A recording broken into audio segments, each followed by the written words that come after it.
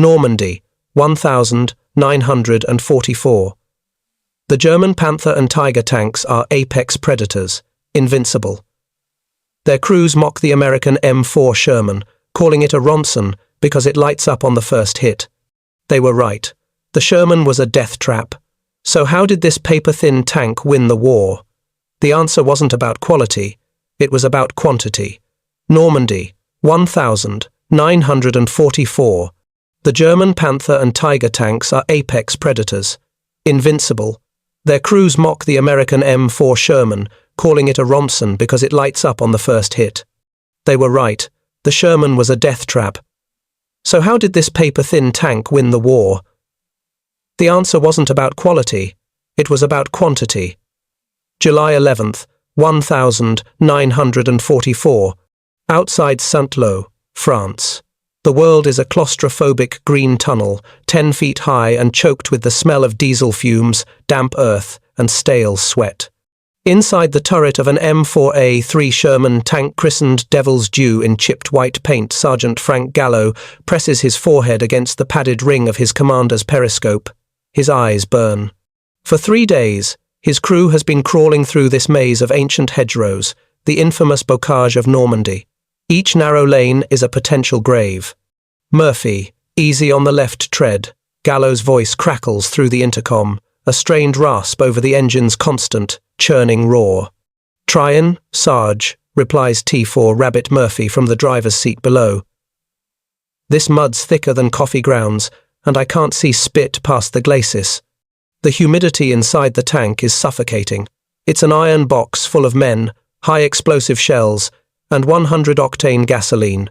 Corporal Pete Riley, the gunner, keeps his 75mm M3 cannon pointed straight ahead, traversing it slightly left, then right, his hands sweating on the grips. They are hunting, but they know, with a cold certainty, that they are also the prey. The rumors had spread through the 2nd Armored Division like a virus. The new German tanks, the Panzer V Panther and the Panzer VI Tiger, were monsters. They were fighting ghosts that killed from a mile away. And what did the Americans have? The Sherman. A reliable, mechanically sound tank that could cross half of France without a breakdown. But in a fight? The Germans had a nickname for it. Der Ronson. The Ronson. After the popular cigarette lighter, it lights up on the first hit. Gallo hated that joke. He hated the fear it carried. He had faith in his machine, in his crew, but the evidence was mounting. Ahead of them, the lead tank of their platoon, Betty Ann, cautiously noses its way through a gap in the hedgerow. Its commander, Lieutenant Wales, is visible in the hatch, binoculars to his eyes. "Column halt," Gallo orders, his hand tightening on the mic. "Riley, scan the gap, right side. Look for shadow." "Got nothing, Sarge, just trees." "Wait." It happens faster than a human breath. A sound, not of an explosion, but of a monstrous crack. A sharp, violent thunderclap that seems to split the air itself. It's a high-velocity 88mm shell, traveling at over 3,000 feet per second. Lieutenant Wales simply vanishes, vaporized from his hatch. A split second later, the shell strikes Betty Ann. The 3-inch frontal armor of the Sherman, which seemed so imposing back in training, is treated like tinfoil. The German armor-piercing round doesn't just penetrate, it punches straight through the glacis plate, flashes through the crew compartment, and ignites the ammunition stored in the sponson. The Devil's Due crew watches in silent, frozen horror as Betty Ann becomes an inferno, the Ronson. A sheet of white-hot flame erupts from the driver's hatch, followed by a geyser of fire from the turret ring. 3 seconds later, the inevitable. The internal pressure builds to an impossible level, and the Sherman's 15-ton turret is blown 20 feet into the air, landing in the mud with a hollow, metallic clang. Reverse. "Murphy, reverse now," Gallo screams, his voice cracking. "Panther, 800 yards. 9 o'clock, Riley shouts, already wrenching his turret around. "On the way." The 75mm cannon barks, a comparatively hollow thump. Gallo watches the tracer round sail through the air. It's a perfect shot. It strikes the Panther's heavily sloped frontal armor and bounces. The shell ricochets harmlessly into the sky, a bright, pathetic spark. Inside that German Panzer, hidden in the dark foliage, the crew is not panicking. They are methodical. They are protected by 100 millimeters of perfectly angled steel. They are aiming their long, lethal 75 millimeters L-70 gun. They have felt the American shell ping off their hide. They might as well be laughing. "He's traversing," Riley yells, desperately trying to load another round. "He's on use!" Gallo grabs the handles of his .50 caliber machine gun, a useless gesture. He sees the black, yawning muzzle of the Panther line up perfectly with his tank. There is no time to pray. There is no time to bail out. There is only the sound of an incoming freight train and a blinding, all-consuming white light. The impact is not a clang. It is a physical punch that slams Sergeant Gallo against the turret hatch, stealing the air from his lungs. The tank rings like a monstrous, cracked bell, a deafening, vibrating gong that rattles his teeth. White-hot light floods the compartment, followed by darkness, thick smoke, and the metallic smell of ozone. "Gas! Bail out!" someone screams. Or maybe it was Gallo. He can't hear. His ears are ringing, a high-pitched whine that drowns the world. He fumbles for the hatch handle, his vision swimming. The tank is dead. The engine has stalled. The radio is silent. He looks down. Corporal Riley, his gunner, is slumped forward over the gun sight. He hasn't moved. He won't be moving again. The German shell and armor-piercing round had struck the thickest part of the gun mantlet. It failed to penetrate, but the sheer kinetic force had sent a blizzard of spall, a shotgun blast of red-hot steel fragments, ricocheting around the inside of the turret. "Murphy! Lawson! Get out! Get out!" Gallo bellows, his voice sounding distant and thin. He grabs the 50 calories his handles, more for balance than to fight, and hauls himself out of the commander's hatch. He spills onto the engine deck, gasping in the clean air of the battlefield, thick with cordite and burning diesel. His tank, Devil's Due, is crippled, a sitting duck. The Panther is still there, 800 yards away, a dark, angular shape half hidden in the shadows of an oak tree, its long 88 millimeters gun slowly traversing, searching for its next kill. The German commander is probably savoring the victory. 2 Shermans down in 30 seconds.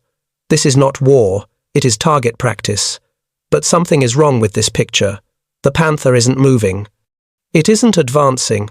It's staying put, confident in its superior armor and gun. It is an ambush predator, and it has just made a fatal mistake.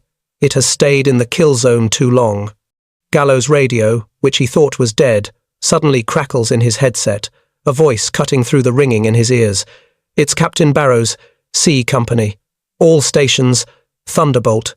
Target identified. West flank, grid 479er. It's an anvil. Repeat, anvil." Anvil was their code for a heavy tank. Tiger or Panther. Second platoon, you are base of fire. Suppress, suppress. First and third platoon, execute flanking maneuver. Wrangler, on my mark. All tanks, load high-velocity armor-piercing. Go hot. Inside the Panther, SS Hauptscharführer, Master Sergeant Klaus Richter, smiles grimly. He hears the chatter on his own radio. More Americans. He peers through his own periscope. He sees a third Sherman break cover from the hedgerow, 900 yards out. Foolish. Gunner, target, range 900. Fire, Richter orders. The Panther's 88 millimeters barks again. The third Sherman explodes, just like Betty Ann. A perfect, one-shot kill. The German crew feels the recoil, ejects the smoking casing, and slaps another 24-pound shell into the breech. They are a well-oiled machine. They are invincible. Then, the world turns to hell. It starts not with one shot, but with 4. Hump, hump, hump, hump, hump. 4 75 millimeters HE, high explosive, shells from 2nd platoon, crash into the trees and dirt around the Panther. They do no damage, but the concussion rocks the 45-ton tank. Richter is blinded by smoke and debris. "They are trying to blind us," his gunner shouts, frustrated. "I've lost the sight picture." "Calmly," Richter says. Wait for the smoke to clear. They are just ping, ping, PPPING. It's not cannon fire. It's machine gun fire. Suddenly, from 3 different directions, 30 caliber coaxial and 50 caliber cupola machine guns are lacing the Panther's position. Tracers bounce off its frontal plate like hail. It's a storm of lead. Again, no real damage. But the sound inside the Panther is deafening, a continuous, terrifying drumbeat on their steel coffin. It's designed to make them panic, to keep their heads down. And then, from the right and from the left, coming out of the hedgerows behind the trees the Panther was using for cover, come the wolves. It's 1st and 3rd platoon, not 1 tank, not 2, 8 Shermans. They are moving fast, churning mud, engines screaming at full throttle. They aren't trying for a long-range duel. They are closing the distance. The German laughter has stopped. Richter screams at his driver. Reverse, hard reverse. Get us out of this trap. He orders his gunner. Traverse right, target the lead tank, fire. The Panther's turret begins its slow, hydraulic turn. It gets a shot off, a snapshot that catches a charging Sherman crazy horse in the side. The M4 bursts into flames. But it doesn't matter. For the 1 Sherman they killed, 3 more have just cut the distance in half. They are now at 400 yards, then 300. They are swarming. Sergeant Frank Gallo, still on the engine deck of his smoking, inert tank, can only watch. He is no longer a tanker. He is a spectator to a revolution in warfare. This is the doctrine. This is the cold, brutal arithmetic that the generals in their planning tents had devised to kill monsters. In his Panther, Hauptscharführer Richter is a caged animal. His turret, powered by a hydraulic motor, takes an agonizing 15 to 18 seconds to complete a full 360-degree turn. The American Shermans, with their faster electrical traverse, can spin their turrets in just 10 seconds. In a close-quarters knife fight, 10 seconds is an eternity. 18 seconds is a death sentence. Left, left, Richter screams at his gunner. Hans, the one by the burning wreck, range 200. Hans cranks his traverse, the turret lurching. The Panther's long, magnificent 88mm gun swings, but the target is already gone, disappearing behind a stone farmhouse. Hump!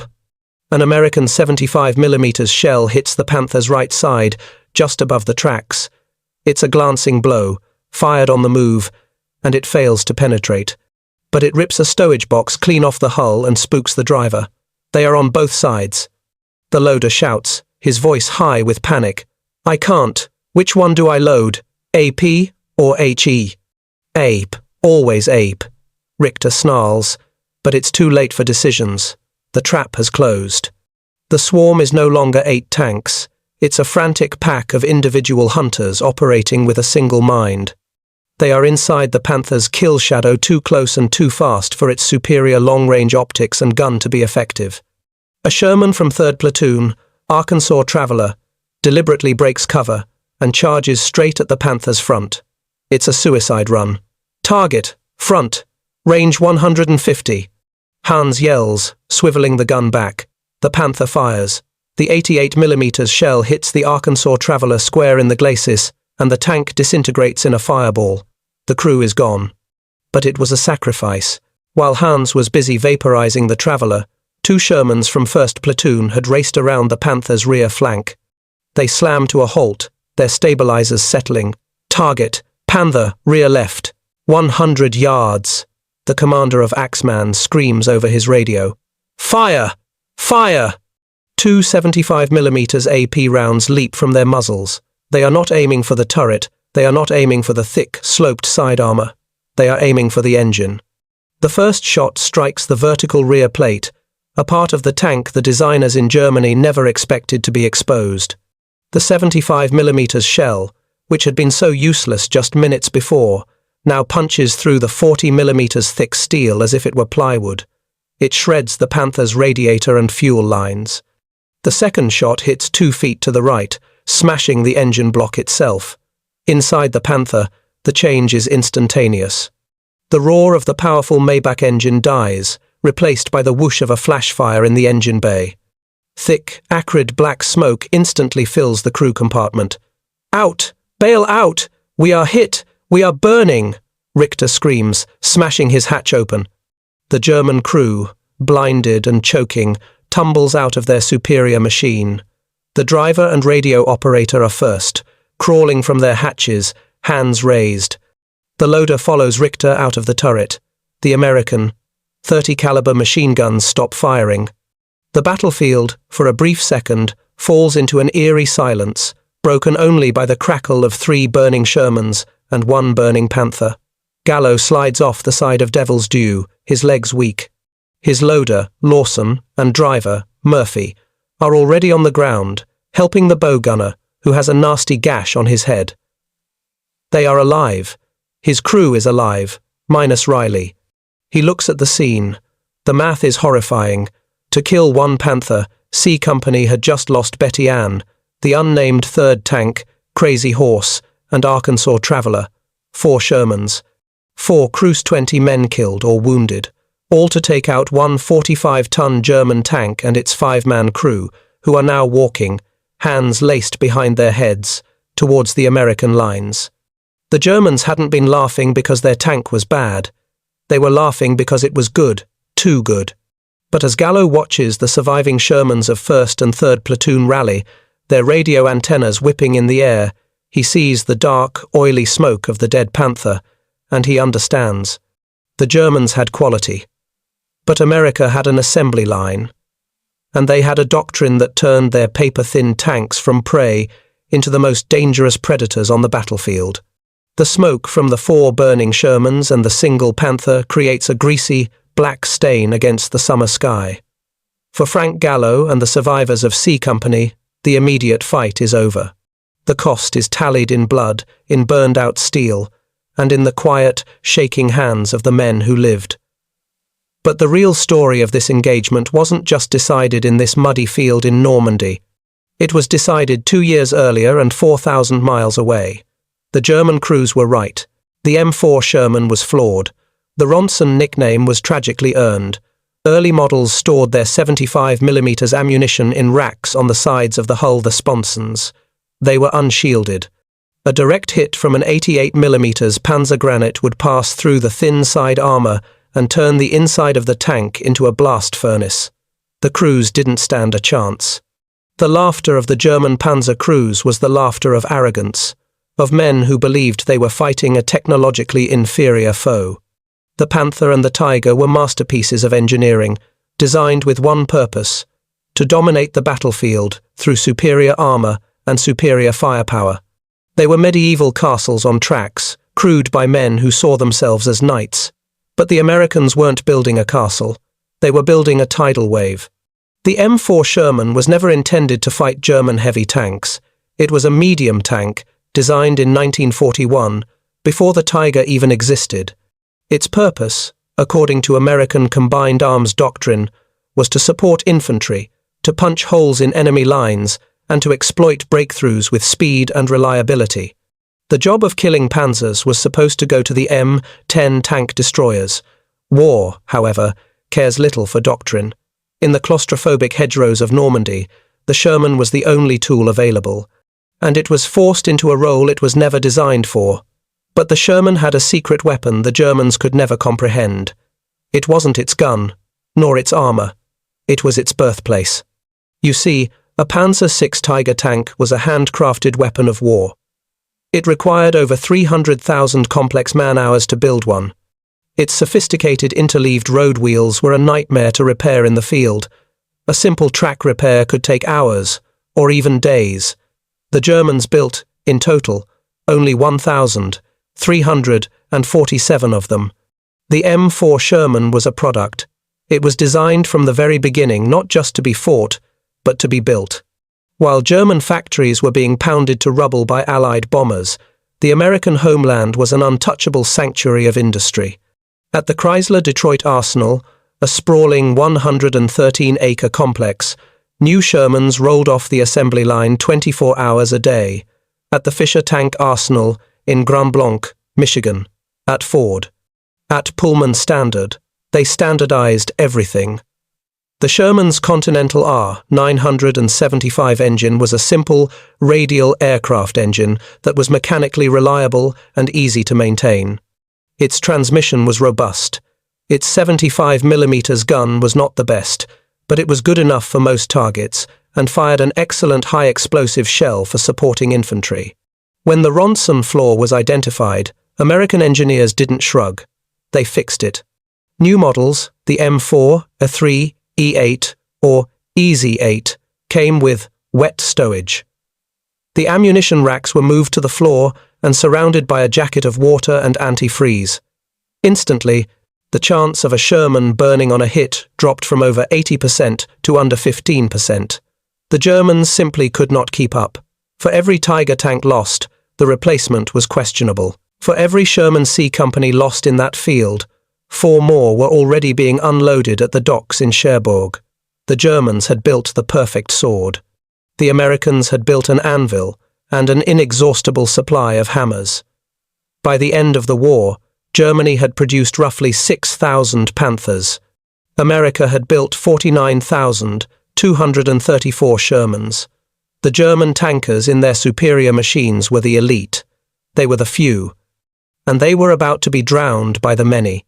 The laughter that had echoed in the fields of Normandy was about to die in their throats, replaced by the terrifying, unending roar of American engines, a sound that, from a distance, must have sounded like the entire world coming to an end. July 26, 1944, Marigny, France. One day after the start of Operation Cobra, the air is not air. It is a choking, pulverized cloud of dust, cordite, and atomized earth. For 24 hours, the world has been nothing but the sound of thunder, as 2,500 American heavy bombers B-17 seconds and B-24 systematically erased a 7-mile wide stretch of the German front line from the map. Sergeant Frank Gallo, his head bandaged, sits in the commander's hatch of a brand new M4A3. This one is Devil's Due 2. It had arrived at the replacement depot less than 48 hours after his first tank was knocked out. The paint still smells new. His new gunner, a 19-year-old replacement from Ohio named Corporal Steiner, hasn't even seen a Panther yet. But Gallo has. And he is no longer afraid. He is cold. He is a cog in a machine that is finally, terrifyingly, beginning to move. All companies, form up, line abreast. Captain Barrow's voice commands over the radio, no longer strained, but sharp, clear, and angry. We are punching through. We do not stop. We do not engage strong points. We bypass. Let the infantry clean it up. Our objective is Cotances. Move, move, move. Murphy puts the tank in gear. Devil's Due 2 lurches forward, rolling past the lip of a massive bomb crater, and Gallo sees it. It is not a platoon. It is not a company. To his left and to his right, stretching for as far as he can see, is an ocean of olive-drab steel. It's the entire 2nd and 3rd Armoured Divisions, unleashed. Hundreds of Sherman tanks, M10 tank destroyers, M8 Greyhound scout cars, and M3 half-tracks, all rolling forward in a single, massive wave. The sound is incomprehensible. It is not the roar of a few engines. It is a deep, seismic vibration that Gallo feels in his bones, a mechanized earthquake that drowns out all thought. The dust kicked up by 10,000 treads blots out the sun. This is not a duel. This is not a hunt. This is an avalanche. They cross the carpet, the annihilated German linear at full speed. The land is a moonscape of craters and shattered trees. Here and there, the blackened, half-buried remnants of a German 88mm gun or a dug-in Panzer IV lie silent, testament to the aerial hell that preceded them. 2 miles past the line, they hit the first resistance. A trio of Panzer IVs, survivors who had been in reserve, open fire from a small, wooded copse. Their 75mm guns are still effective. One shell strikes an M10 tank destroyer, which brews up instantly. In the hedgerows, this would have been a 30-minute firefight. Here, in the open, it's a statistic. Steiner, target, woods, 1,000 yards. Gallo orders. Aye, I don't see, the new gunner stammers. Fiery! Fire at the flash! Suppress him! Gallo screams. Devil's due 2 fires. But it doesn't matter. Captain Barrow's tank fires. The 3 Shermans on their left fire. The 2 on their right fire.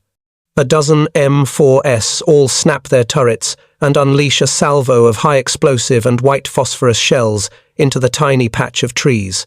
The woods simply disappear. In 10 seconds, the entire copse is a raging, white-hot chemical fire. The German tanks are silenced, not by a single, well-aimed shot, but by an overwhelming, impossible volume of fire. They are annihilated by sheer, brutal quantity. They don't even slow down. The column races on. They are moving faster than the Germans can react, faster than their vaunted Panthers and Tigers can be redeployed. The quality of the German tanks is meaningless. An 88mm gun can only point in one direction at a time. It can only kill 1 Sherman every 30 seconds. But now, there are 50 Shermans, 100. They are pouring through the gap, fanning out across the French countryside. An isolated Panther, caught refueling by a roadside, is spotted by a scout car. The Panther crew scrambles, its turret beginning its slow, ponderous turn. But before it can even aim, it is swarmed by an entire platoon of Shermans that crest a nearby hill. They hit it from the front, the side, and the rear, all at once. They circle it like piranhas, firing 75mm rounds until the superior machine is nothing but a smoking, perforated wreck. Such, the Germans had laughed. They had called the Sherman a paper-thin Ronson. They had mocked its small gun and its simple design. They weren't laughing now. They were running. They were running from an enemy that had so many tanks it could afford to lose 4 to kill 1, and still have 1,000 left to overrun the map.